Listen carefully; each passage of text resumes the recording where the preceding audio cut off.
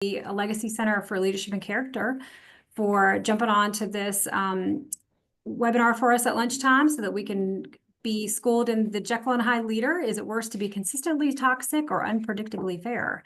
Pat, I think that you are going to introduce Sean, our presenter. Absolutely. It's an honor and privilege to introduce Sean Hanna. He is a distinguished chair professor here in the School of Business. He's top 1% in the world in researchers on leadership and character. Prior to that, he had a distinguished career in the United States Army. Just an outstanding scholar, outstanding leader, and we are honored to have him here presenting this session. So, and good friends. So, Sean, I'm going to turn it over to you. All right, thank you, Pat, and welcome everybody. It's good to see some faces here. Some look a little familiar, my former MBA students. So it's good to see you all too. This session, I'm just going to share with you a little bit of some research that we did on leadership that looked at Jekyll and Hyde leaders that kind of pop back and forth between being ethical on one hand and then losing their cool and being abusive on the other hand, and kind of what are the effects of that sort of inconsistent leadership on followers. And the question becomes, is it better just to be a jerk all the time, or to bounce back and forth between being a jerk and being kind and fair and friendly and ethical? And we'll share with you the results that we found in our research. So you've all, of course, know about the Jekyll and Hyde story. I was over in Scotland giving a talk a few years ago, and actually went to the pub that the actual real life character that this story was modeled after it was his pub that he had there. I know he probably had some sort of a psychological issue that caused him to sort of be bipolar or something, but that's there in Edinburgh, Scotland is where the story originated from. But we've all been exposed to leaders that lose their cool, right? They get abusive. But we've also seen leaders bounce back and forth in between styles where they maybe feel remorseful and then come back, and they all of a sudden become the opposite of Mr. Hyde. And so there was this false assumption, not only by practicing leaders, but also in the research even, that if a leader kind of does the Jekyll thing and loses their cool and gets abusive, that they can make it up to their followers, go and apologize, and then be exceptionally nice and kind and fair and ethical and all that. And that somehow these are going to offset each other in a cycle. And research even did show in a couple of studies that, like, if you abuse a follower one day and the very next day that you're kind and ethical to them, that there was an uptick across that 24-hour period where you brought the follower back up to a better level of happiness and satisfaction, et cetera, to a certain extent. But what research had not looked at, though, is what happens when this happens over time, where, whoops, I lost my cool again, right? And then you go and you try to make up for it again, and you're just bouncing back and forth over time as that Jekyll and Hyde leader, being extremely inconsistent in your leadership. And that's what we looked at. What is it better just to lose your cool or just be a jerk all the time, or is it better to try to offset this and bounce back and forth between the two? And Pat, you and I were talking. I know that you've got a story about this, and let you turn it over to you to kind of share that, if you would. Okay, Sean. Yeah, I was a chief of staff of a 1,600 person organization, and the senior leader there, I'll just share one example. We prepared an annual brief. It was about 60 pages, and I went to give it to the senior leader, and I missed one space in one paragraph, and he just blew up at me. And I mean, he got personal. I was the most incompetent person he's ever seen. He didn't know how I ever rose to that position, and just went off. And I'm sitting there thinking, holy crap, are you kidding me? One comma. And then the next day I walk in his office, and he's all friendly, wants to know how the family is, that he really appreciates all the contributions I'm making to the organization. And it just kind of, it was like a yo-yo effect. You just never knew. And I kind of classified it as walking on eggshells. And what ended up happening is that people avoided him. I had leaders call me and say, "Hey, what mood is the boss in today?" Or they wouldn't come and talk to him. So he kind of got isolated, and it just created a very unhealthy, unsafe environment. And it also stressed a lot of people. I was working really hard at night just to keep people in the organization. So, Sean, I concur with these findings. This yo-yo effect just it is detrimental. Yeah, thanks, Pat. So some colleagues and I ran a series of studies to look at this phenomenon. So we ran a field study with leaders and their followers across various businesses, actually in practice and business, but then we also ran 2 laboratory studies so that we could do a experiment and control the study and actually establish causality on some of these effects. So we recently published that in the Journal of Applied Psychology that you see over there on the left-hand side. And so a couple of my colleagues here from Wake Forest, Sherry Moss and John Sumanth, were co-authors with me. Also Howie Zhu, which is out at the Stevens University, Stevens Institute of Technology, and then Zen and Meng are over in China at some of their major universities over there. But as a research team, we studied this phenomenon of when leaders cycle back and forth between these 2 forms of leadership over time. So we measured what in the literature we call abusive supervision, which is the stuff that Pat just talked about, right? Yelling at people, belittling them, putting them down in front of people, losing your cool with them. And basically it's any form of abuse short of physical abuse. And we also measure ethical leadership style, being fair and being kind and being ethical and talking about values and being a role model for the values and beliefs of the organization. And we looked at how these 2 in combination affected followers. This research has gotten quite a bit of attention already. You can kind of see on the right, that's put about half of the outlets that have run press releases on it or summaries of the research. We dropped in the chat a Harvard Business Review article that the same author team, we summarized this work for practitioners and wrote a short article for Harvard Business Review. So we dropped that in the chat if you want to read a little bit more about this research. So what we looked at again is, flopping back and forth between abusive and ethical leadership. And we looked at it in 2 different ways. The first way we looked at it is when you personally are experiencing that, meaning you're the target, right, from your boss, and you're dealing with what Pat talked about with this duality, incompatible back and forth leadership. And what we found was it just causes an extreme amount of cognitive and emotional exhaustion, predominantly emotional exhaustion, where people just are so fatigued trying to figure this leader out and to think about how am I going to deal with him? Is this something I can bring to the boss? And as Pat said, is the boss in a good mood today, right? Is it something that we can have this conversation today or not? And not knowing how they're going to react to you at any given moment, that is extremely emotionally exhausting.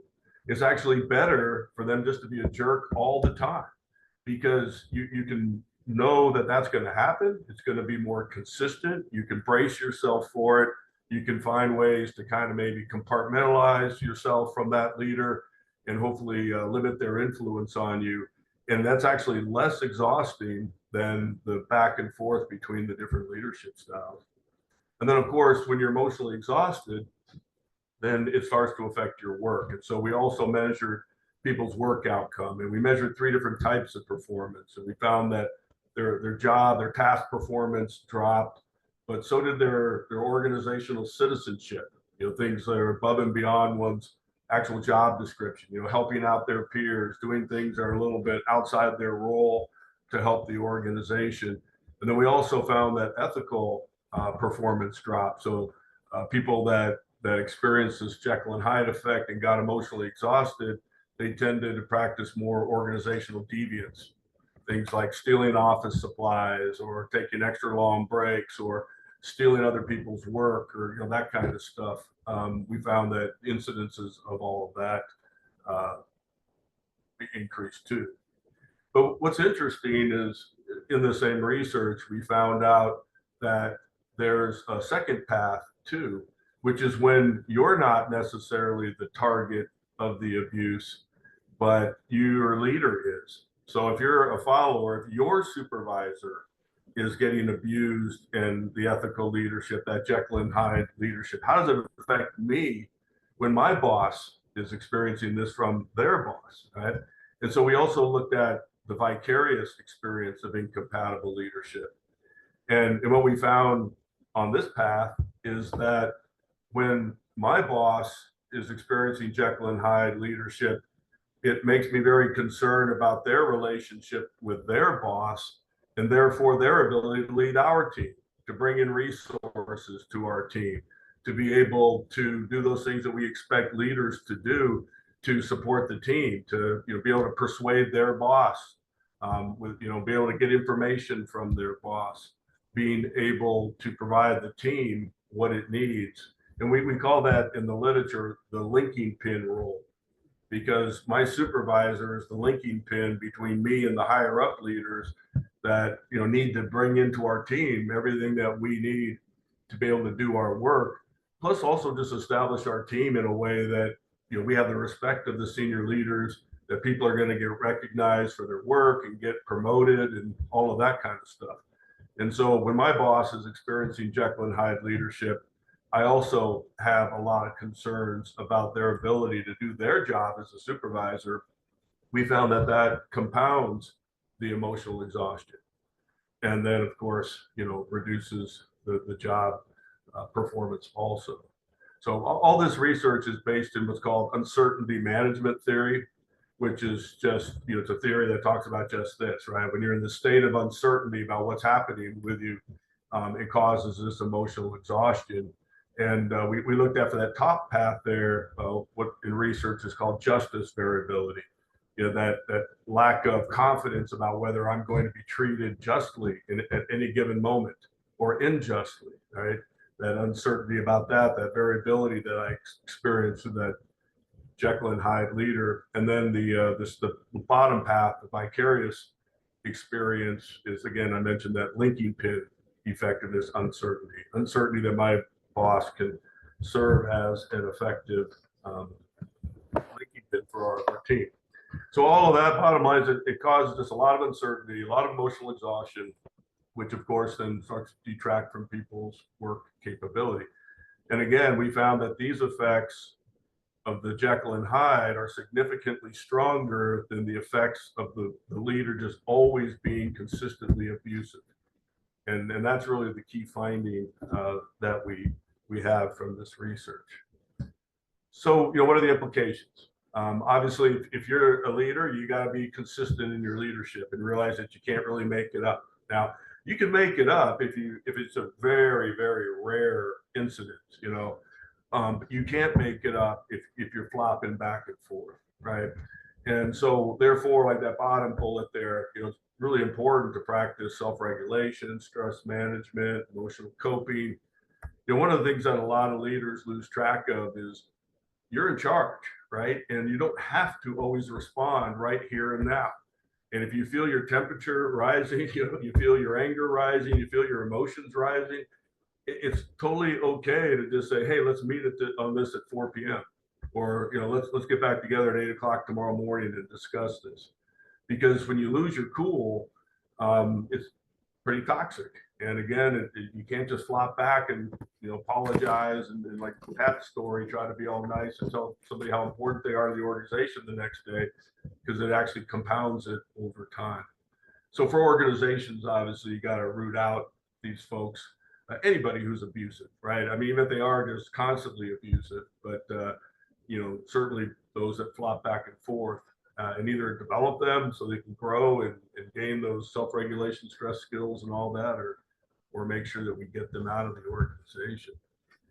So I'm going to pop you guys in a second out into breakout groups where you can discuss this phenomenon a little bit with each other and share some ideas. But before I do that, let me just ask if you have any thoughts or any questions on the research or the findings itself.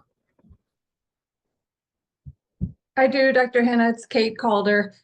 Hey, Kate. When you're talking about the kind of regrouping at a later moment and maybe after you kind of collect yourself and so forth. What about in the moment? If you feel like the temperature is rising and folks are getting heated, is it best to kind of cut the conversation short right there in the moment and regroup? Or do you recommend some kind of coping or skills or something to go to right then and there so you can kind of finish the conversation, then maybe have additional conversation later? Or what would you recommend there? Yeah, I probably wasn't too clear, Kate. And that's what I meant. Whenever possible. I mean, if it's not life or limb, and it rarely is, Mhm. that's what I'm saying. Leaders control the agenda. So it's okay to say, hey, let's meet this afternoon, let's meet tomorrow morning, and give yourself time to process, your own emotions, process your anger, process, whatever it might be, and then think about, okay, how am I going to engage with this person in a purposeful, effective manner, right? Because yelling at people is not effective, as we all know.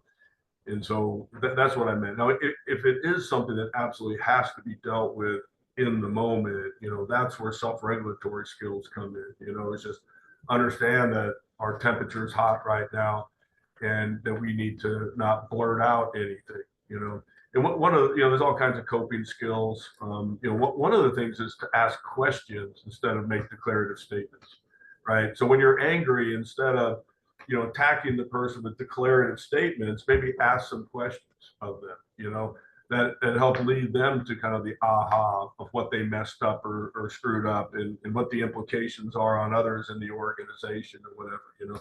So instead of saying, hey, you totally screwed this up and it's going to affect performance of, your other team over here, I could say, hey, let's think about this for a minute now.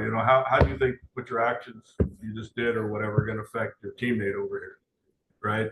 And that person's still going to come to the same aha that they screwed up. They know I screwed up, but I'm not, belittling them or yelling at them or whatever. So that's just an example. One in the moment coping skill is to reframe what you want to say as declarative statements into questions. Thanks. Anybody else? Okay, well, Lynn, if you don't mind, we'll put them out into breakout rooms let's do 13 minutes. And let me go to the slide here and show you guys kind of what to talk about. If you talk about whatever you want, but maybe discuss your experiences with managers that practice the Jekyll and Hyde, but also, again, what are the challenges of being consistent yourself? We all get angry, right? We all get emotional. Hi, welcome back. So why don't you tell me a couple of the key things that you guys talked about, or any questions that came up while you're deliberating? Hey, this is Ava. I know, and someone else can speak from our group too. I know one of the questions we had was kind of around the other people that enable the behavior or who don't check it, and how that makes those who are kind of subjected to it feel like they can't act against it or, report it or whatever would be the appropriate path to follow there. Yeah, that's a great point, right? I mean, there's all kinds of research on why people practice abusive supervision, right? What are the antecedents to practicing abusive supervision? And a lot of it has to do with stuff like, narcissism, Machiavellianism, some borderline personality disorders, that aren't quite clinical level, but, are approaching clinical levels of, personality issues and stuff. And, these are people often who are very aggressive and they tend to want to domineer other people. And so, yeah, when people around them allow that to happen, I mean, as a leader, I always tell people, you got to remember that as a leader, the standards of your organization are whatever you choose to accept, right?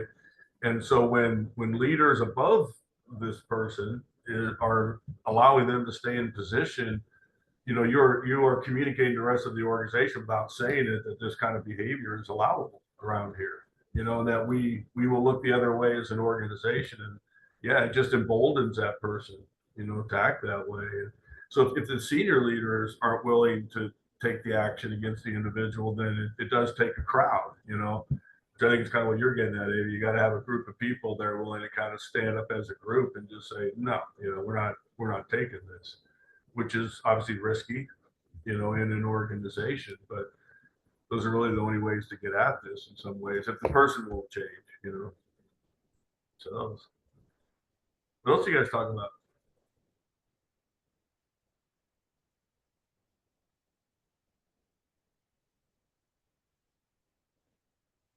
Nothing? Another, just pulling the thread a little bit further on the why you were just describing, Dr. Hannah. So we were talking about it could be that toxic person's own insecurities, and maybe they're incompetent in their skills, and certainly this type of behavior would be distracting to people. So they're maybe not realizing that the leader's now incompetent because they're so caught up in this emotional side and what's happening in the dynamic that it maybe it could buy the leader some more time if they're insecure about their job or or their level to their ability to perform or things like that. So it's almost like perpetuating then more of that behavior because they're trying to cover up they can't perform in their role maybe. Right. Yeah, lots of times, as you know, when leaders get toxic with followers, what they often fail to do is realize that a lot of it might be their fault. They're not willing to take that on, that they fail to give proper guidance, right? They fail to give clear instructions. They fail to properly train or develop that person, and then they turn around and bash them for poor performance. But as you said, and there is research on that too. When people feel a lack of confidence to do something, or they feel a sense of incompetence, they certainly get emotional flare-ups themselves, and they get frustrated. And that frustration that is actually at themselves, tends to sometimes blurt out to others if they don't have proper emotional regulation. So, yeah, great point. Elena, Well, I think tied to that is the element of feeling threatened, whether it's through those insecurities or otherwise. I think that element of threat can also result in this back and forth behavior, to kind of show, okay, I'm in control, I have dominance, but and then realizing, okay, maybe I went too far, and that type of but I think it's a threat type of reaction sometimes, not all the time, but sometimes. Well, absolutely. And it goes back to some of these subclinical personality types, like if you're highly narcissistic, people tend to react quite, negatively, when they or their status or their capabilities are questioned, right? Because they have such a lofty view of themselves. And anytime there's a threat to them, they tend to react a lot stronger than somebody without those characteristics would. Elena, do you have something to say? Yeah, and it's Ilana. I was just gonna say I thought we had a great conversation. I shared with the smaller group, right, that I'm just resigned from a role yesterday because I'm dealing with this type of leader exactly. And so really it's very validating for me to hear some of the things you're talking about, just in terms of even the personalities of somebody who's narcissistic, right? And kind of looking at the situation closer. I can kind of see all of that in my personal situation, but was wondering, has there been any additional research in terms of some of those other poor leadership skills of micromanagement, having to have control, not having clear expectations? I mean, that's been my experience with this particular leader, is it was all of those things, right? It wasn't just the Dr. Jekyll, Mr. Hyde kind of behavior.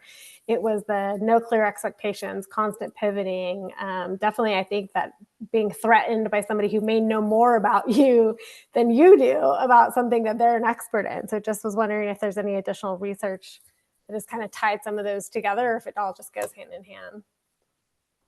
Yeah, I think there is. And part of it goes back to what Kate said, right? It's like sometimes when people are not very competent leaders, right, they tend to not give very clear, good guidance, right? Good leaders' intent, good, clarity over what they want.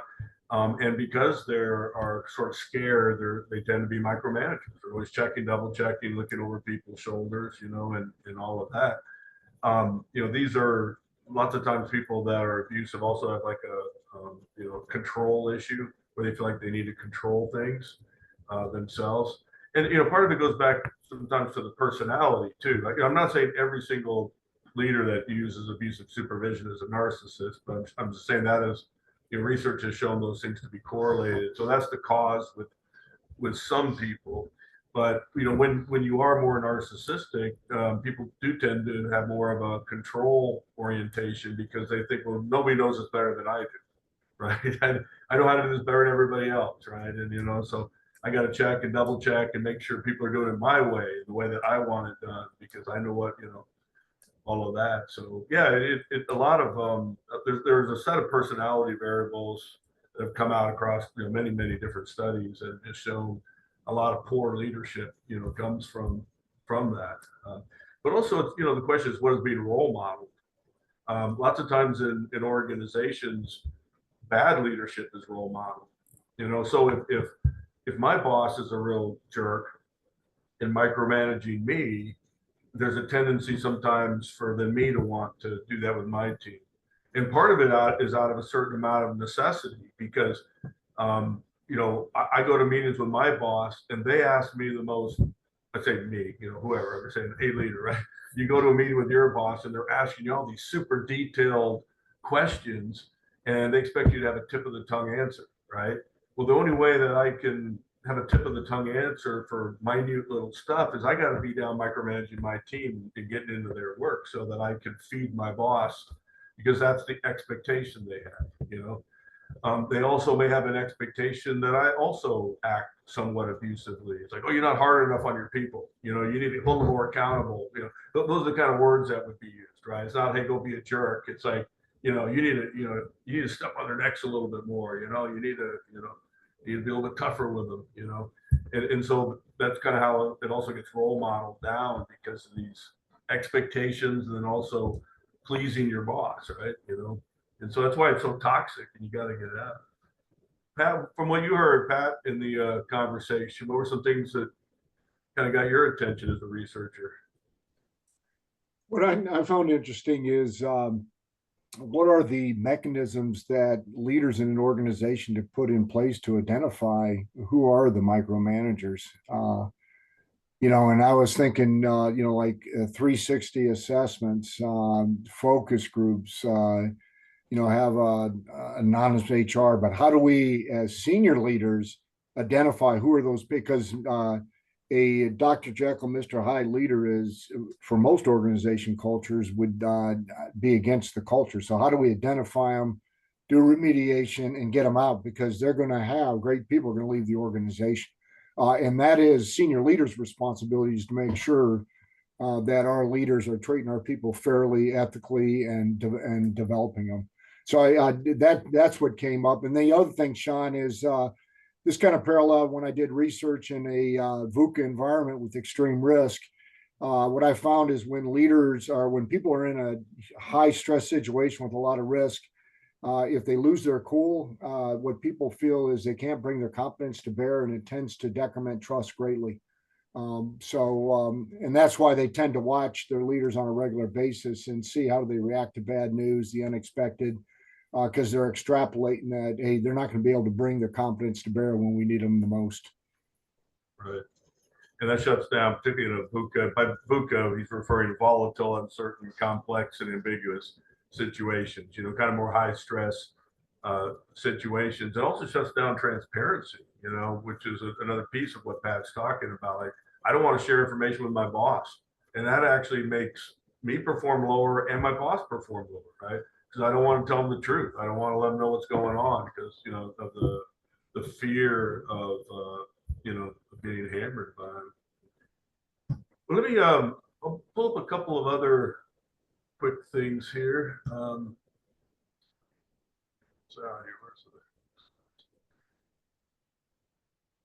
That is sort of related to what we're talking about here. So when I was at the doing my PhD at the University of Nebraska, we were creating what is now called authentic leadership theory out there. It was Bruce Avolio, if you've heard that name, he's one of the top 3 leadership scholars in the world, was the sort of the father of authentic leadership theory. And so when we studied it, we found that these are really the 4 major components that make leaders being seen by others as being authentic. And it really ties in a lot to what we're talking about today. They got to have self-awareness, so they know who they are, they know their thoughts, they know their emotions, but they're also transparent with other people about those emotions. Right now, there's a little bit of a tension there, right? How do you display your true emotions, but not in a toxic way, and that's kind of what gets to this point of, the balanced processing, right? The balanced processing means that this is a leader that doesn't fly off the handle, but is able to stop and think, look at all the data, look at the entire situation, hear everybody out, make sure that they understand what's going on and that they truly process and make a conscious choice before acting, and really looking at all sides of something instead of just blurting out. So part of balanced processing obviously is self-regulation, which offsets self-awareness, right? So you got to know who you are, but then you have to regulate who you are with others around them. So, when we talk about being transparent, saying exactly what we mean, admitting mistakes, displaying our true emotions, we're not saying that, if you are feeling anger towards somebody, that you are going to express that anger in a negative way, right? That's where the balanced processing comes in. I can let somebody know that I am unhappy with them, and a little bit angry about a situation without being abusive toward them. I could sit down and calmly talk about what they did and why what they did is impacting others and negatively influencing the organization, and have a very balanced conversation around that, which includes also that balanced processing is allowing the person to speak up too, right? There might be something that we don't know that affected their behavior, their actions, maybe even hear from other people around the situation before we just go flying off the handle. And then again, goes back to this idea of maybe buy yourself a little bit of time, And then, but the other thing though that, with the authentic leadership is this thing about moral perspective is really important. We originally didn't have that in the model when we were talking about authentic leadership, but this is not an authentic person theory. This is an authentic leadership theory. And nobody can be an effective leader if they don't model the beliefs, values, ideals, the ethos of an organization, right? And people see that leader as somebody trustworthy and credible, which goes back to what Pat's talking about, right? And so that kind of offsets all that because, particularly self-awareness and transparency, you could be an authentic jerk. I can be well aware that I'm a total jerk, right? And I can be extremely transparent with everybody else about what a jerk I am and not even care, right? But that doesn't happen when you offset that by the moral perspective, right? And you offset that by the balanced processing, to stop and think about who I am, what I'm feeling, and how to be transparent and how to deal with a specific case, and how do I still be that role model that people are going to look up to. You can have hard conversations with people. That's part of leadership. I'm going to talk about that in a minute. That's part of being an effective leader. It's how you do them and whether you're also offsetting those with also giving praise when praise is due, and make it a more of a balanced approach. Anybody have any thoughts or reactions to this idea? Okay. So I just want to kind of throw this up here because I do think it's really tied into what we're talking about. If you are an authentic leader, you're going to be much less likely to kind of practice the Jekyll and Hyde. And then, my MBA students have seen this before, but I think it also ties in to this idea of trust. And Pat mentioned trust, right? And all of the trust research coming out of most of the business schools have three components. Today, they talk about it as integrity-based trust, benevolence-based trust, and competence-based trust. But the old dead Greeks like Aristotle here on the screen, they use the terms ethos, logos, and pathos, and to talk about what gives a leader trust and credibility. And we dropped this article in the chat also, if anybody wants to read a little bit more on building trust and credibility and how that kind of ties into what we're talking about today. But if these are kind of three legs of the trust stool, and you got to have all three of them, because if any one of them is short, that stool's falling over. People have to see you as a leader of character, leader of integrity. Somebody they can believe your words. You're being honest. You're being open. It goes back to authenticity, right? Is a component of that, but also having good values, beliefs, and ideals. Well, if you do, hopefully that'll keep you from being toxic, of being abusive to a certain extent. Your values and beliefs and ideals will keep you from that. Those are things that you just don't believe that good leaders do. It's not aligned with your values and your leadership philosophy.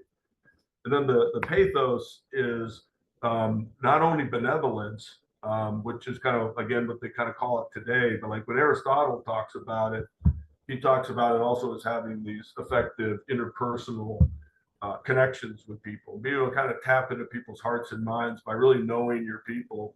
But of course, it does mean that you got to show them you care about them, which is antithetical to being that toxic Jekyll and Hyde leader, right? You got to make sure people know that, hey, I care about you. And then, of course, showing that you have competence, you have expertise, logos, logic. They can trust what you say. They can trust your word. They can trust your plans. They know that you know what you're doing, right? And Kate kind of mentioned that earlier. If they don't, they may wonder a little bit about how insecure you might be in yourself, as you lead. So these are the three elements of the trust tool. And research shows, they call it idiosyncrasy credits, but kind of a weird word. But research shows that every leader has a bank account. And as you act in ways that you establish your credibility, right? Your ethos, your logos, your pathos, you basically put credits in your bank account. And then when you act differently than that, right? And we do as leaders all the time. We got to ask people to do things they don't want to do, work harder than they want to work, meet objectives that are maybe stretch goals, miss the kid's soccer game to go into a sales pitch, or maybe it's that time where I got to grab somebody and give them that hard feedback, right? Well, if I built a bunch of positive credits with somebody, let's say I'm usually very developmental and benevolent and all of that, and then I got to turn around and correct you when your behavior is not appropriate or whatever, people are going to accept that because they know that I'm not just all the time abusing them and blurting out and all of that, that I am at my heart a nurturing, developmental, benevolent leader.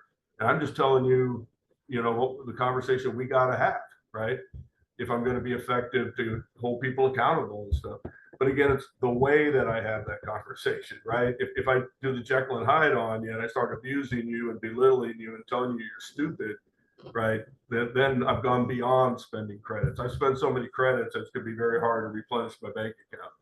But if it's more of a calm, hey, let's sit down, we got to talk about this. You're not supporting the team well enough or whatever it might be. That's a different story. You got to build that bank account. So bottom line is just remember that those are the three legs of the trust stool, and you got to demonstrate those behaviors with people. If you do, you'll build up a lot of credits with them, and it'll allow you to have hard conversations as long as you again don't go off into the toxic abuse, right?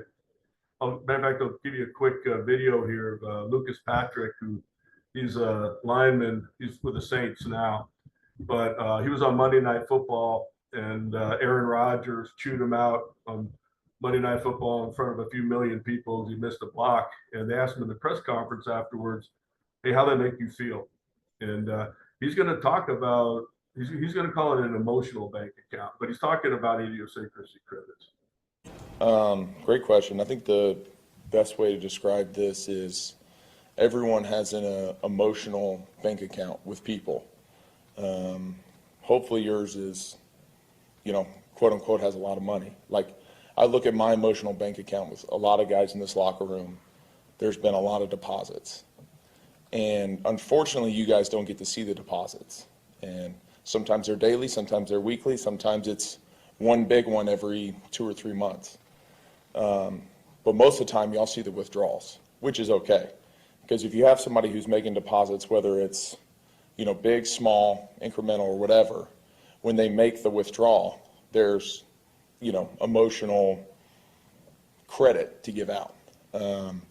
So that's how I feel anytime he says or does anything. And, that's how I feel with a lot of my teammates is I get what you're saying. It doesn't matter how it comes out because I know you as a person and I trust you as a person. So whatever you need to say to get out of me the correction or, you know, whatever happens in that moment, how it's communicated, that's okay with me because of prior deposits they've put into our friendship. Make sense? So, you know, there is this bank account, right? There is these credits that we've got to build and realize also that we're spending them. But again, you know, there's also going a little bit too far, right? Like you said, like, you know, whatever you got to say to get out of here what you need. I mean, obviously, you know, if we get too much in that whipsaw back and forth of being toxic and then, you know, ethical, it's going to cause these emotional exhaustion issues and performance issues that we talked about. But it does give you a certain amount of leeway. You know, I mean, all leaders will lose their cool a little bit, you know. I mean, I certainly have, you know, in my career. And so, you know, you do need to have a bank account, you know, to be able to kind of survive when that does happen, but you just got to make sure it doesn't happen too often. So with that, I'll open it up. We got about 6 minutes left and see what other thoughts, questions you have, maybe to what I just talked about with the bank account and ethos, logos, pathos.